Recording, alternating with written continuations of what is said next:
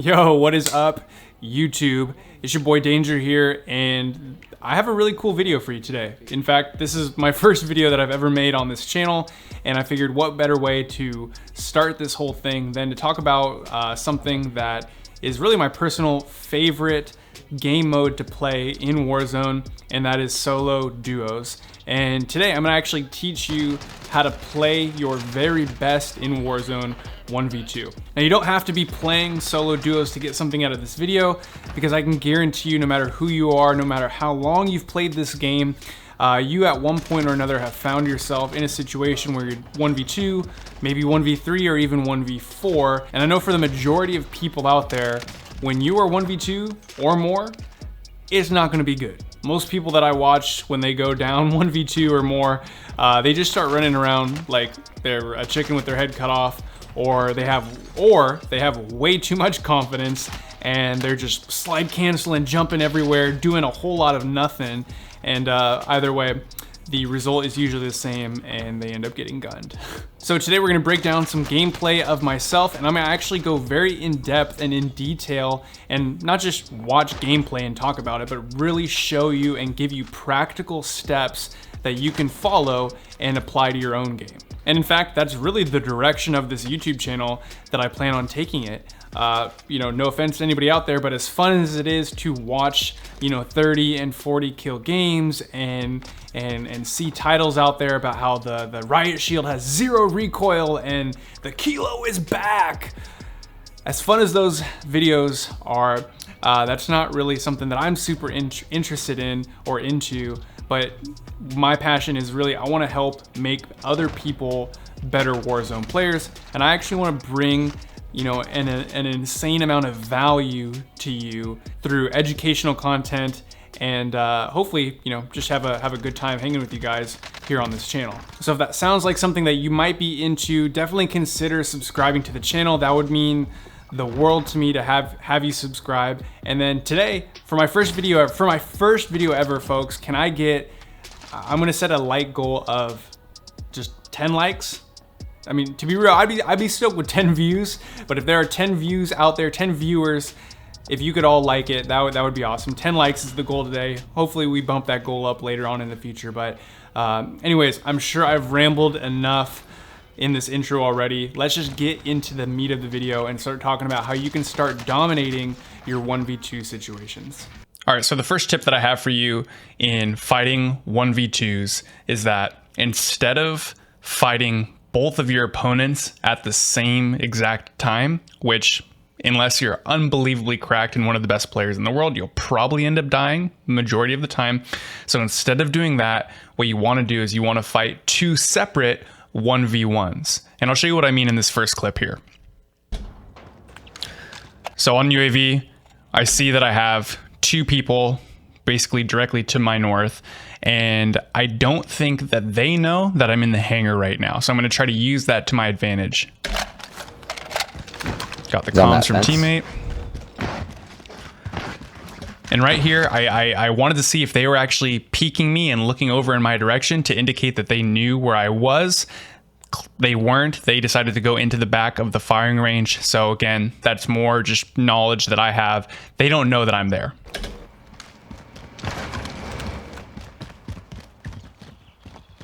Oh.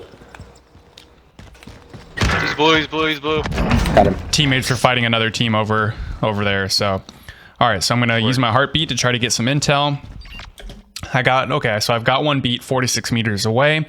That's good to know. I've only got one on heartbeat there, so that might mean that the other player is ghosted.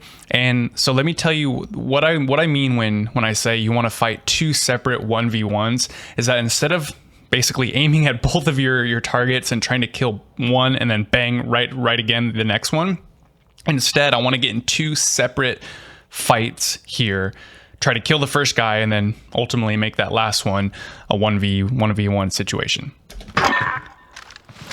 Oh, he's got an armor box. So right here, he already has moved up 20 meters in the 2 times that I've used heartbeat. So he may know that I'm here, he may not, but at the very least, I've got one person, I think, all to myself, basically running right at me. And so now I'm going to engage in this first gunfight.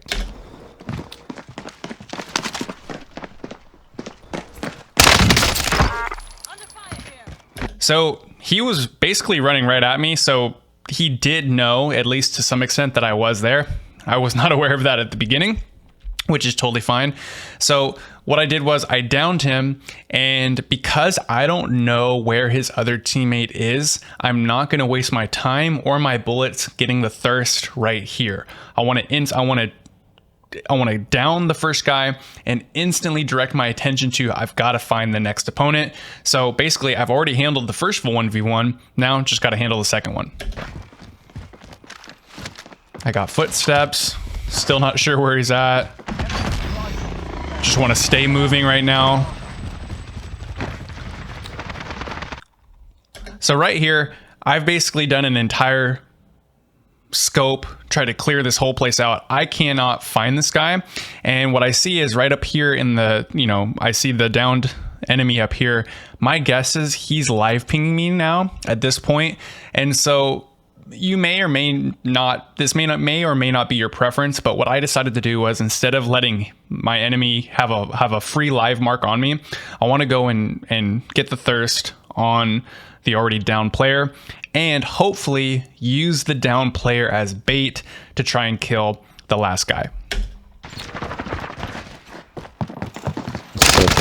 Northwest. Now, you might be wondering, why did I decide to run up the stairs to thirst him when I easily, if I roll it back here, I easily could have just turned right up here and shot him. But like I said, I wanted to use him as bait and also get high ground for hopefully the next opponent. This might not have, had the other enemy been in better position, this might not have been the right play to make, but luckily for my case, it worked out in this scenario. But this is a perfect example, in my opinion, of, instead of fighting both of these guys at the exact same time, try to get them separated, down the first player, and then move on to the next one. So instead of fighting a 1v2, I'm really just fighting two separate 1v1s. All right, my next tip for fighting better 1v2s is to take your fights slow. For whatever reason, when people are at a disadvantage in the numbers, or in this case, like I was playing just solo duos, for whatever reason, I notice a lot of people, they speed up their gameplay and they start making mistakes because, to be honest, they're just moving too fast to really analyze the situation or make the right play.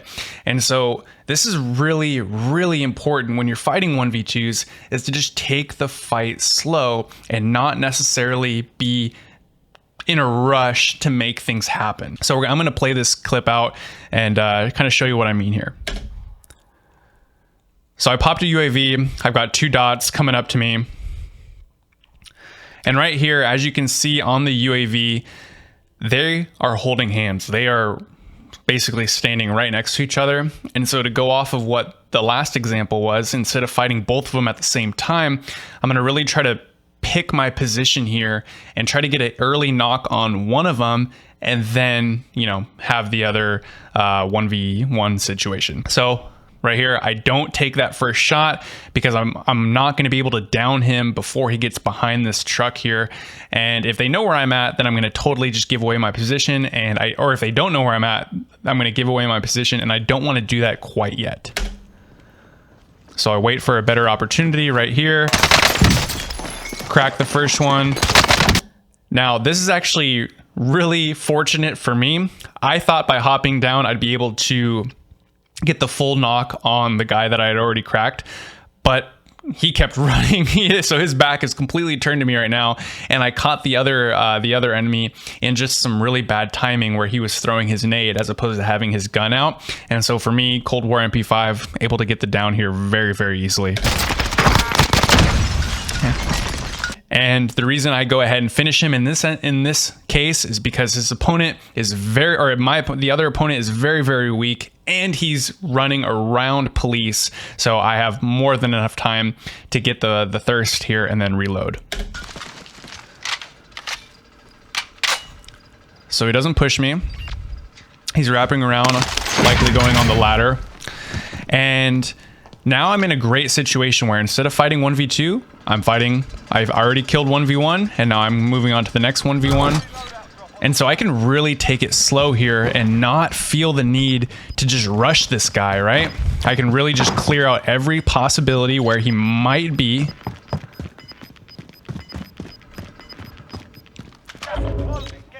And that's the thing, right? Like, I don't need to make an aggressive play. He's the one actually at a disadvantage because he may have full plates back, but he may not also. And I've already killed one of his guys, and so he's feeling probably pretty nervous. So I had that second heartbeat coming on, which means that his teammate is coming back from goo. Trying to use audio cues here.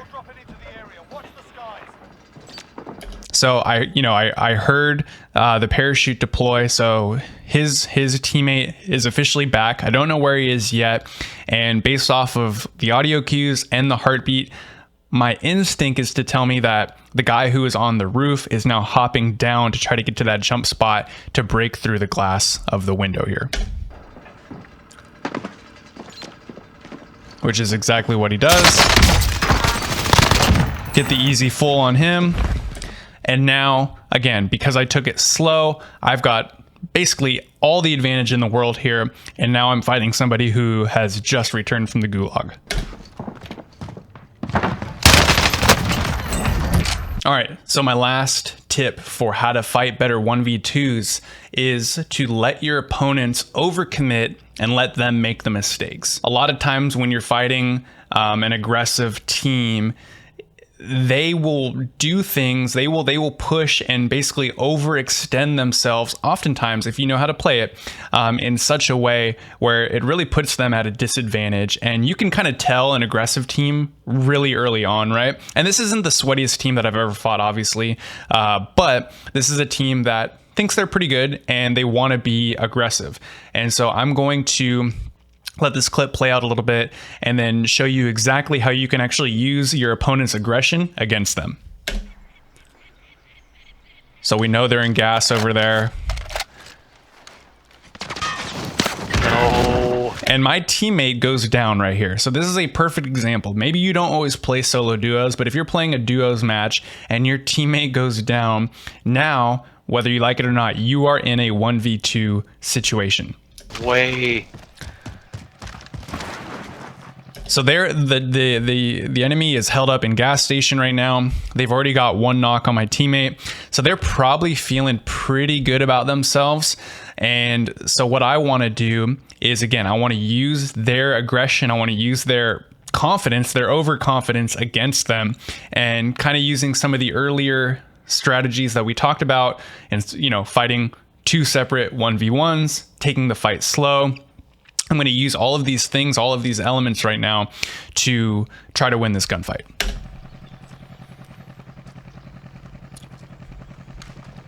So I just want to get some intel. Okay, they're literally just holding hands right back, you know, super close to each other right now. So if I can get an early knock here, that's going to change everything. I see him through the window. C58 is just better. I get the down, instantly start to reposition myself, plate up, and now we're in a really good situation, right? So even though my teammate is downed, so is his.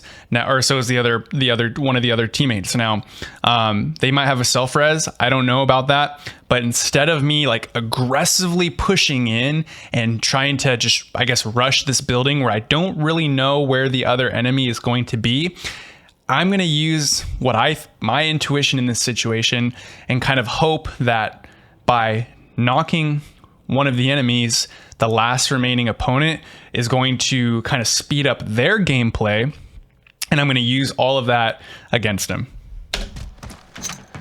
So I throw a nade, I thought that was a window, but apparently it's not. So that's unfortunate. And instantly, the guy was on the roof. I didn't even know that he was on the roof here, but that's okay. He hops off the roof thinking he's gonna, you know, make some kind of incredible play right here.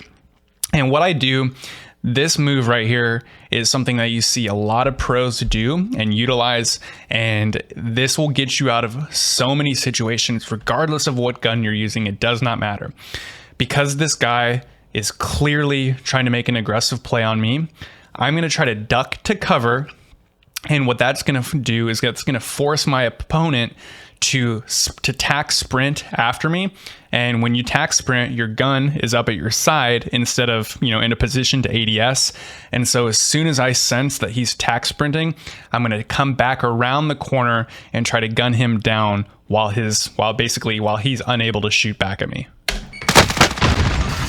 See right here, pausing. Can you see his gun right there? His gun is up at his shoulder, nowhere near the ability to ADS quickly. I'm already aimed at him. Should be an easy fight.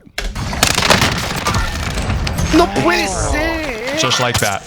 All right, YouTube, thank you so much for watching today's video. Once again, if you enjoyed it, please consider hitting that thumbs up button. And if you want to see more videos just like this one, and you want to help just support a smaller creator like myself, subscribing to the channel is really the ultimate, just the best thing that you can do. And if you do so, I super appreciate it. And I just look forward to seeing where this whole thing goes. So anyways, till next time, guys, I'll see you in the next video.